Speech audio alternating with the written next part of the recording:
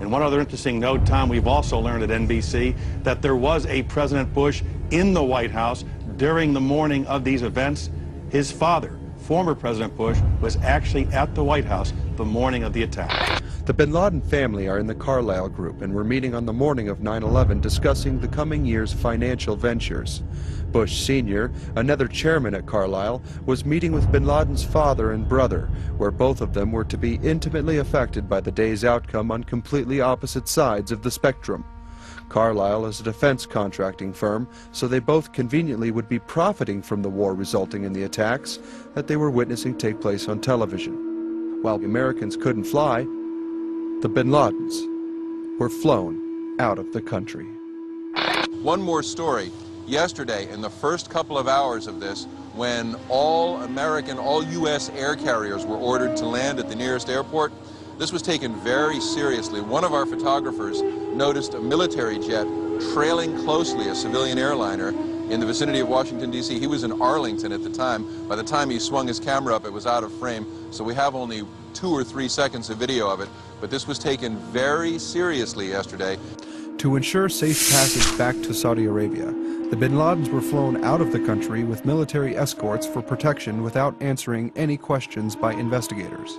Protected on their aerial evasion from U.S. authorities by U.S. military, while all planes were grounded in the United States, to which even high-ranking U.S. officials could not travel, the Bin Ladens were allowed to fly. How did Osama bin Laden's family flee America? Let's go to CNN's Brian Todd. Brian? Wolf, in those frightful days after 9/11, U.S. intelligence dealt with a fog of information, and these newly released documents seem to add to the confusion. More than a week after the attacks, a couple of days after more than 100 Saudi nationals, including members of Osama bin Laden's family, are flown out of the U.S. on chartered flights, an FBI document mentions one of the flights. Quote, the plane was chartered either by the Saudi Arabian royal family or Osama bin Laden. The plane in question left on September 19th. The FBI document was written on September 21st. Was the FBI still not sure if bin Laden was involved in arranging a flight carrying his family members even after it had left?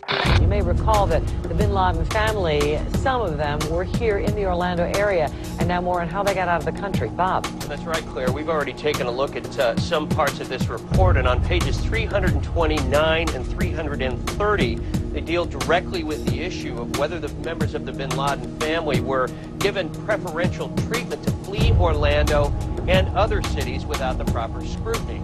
Let's show you some video that was taken exclusively by News Channel 2 8 days after 9/11. That man there is Osama bin Laden's younger brother Khalil, who had been here vacationing with other family members there on an estate that they owned in West Orange County. Now, but I feel, frankly, abandoned. If I question anything about the official story, I'm called a conspiracy theorist. When the first news reporter from my local area in upstate New York came to tell me she was going to allow me to tell a beautiful story of my daughter, all I asked that day was, why could I not fly home from Toronto? But Osama bin Laden's family and some Saudi nationals whose names I still don't know were flown out of the country in our airspace. I was grounded. They were not.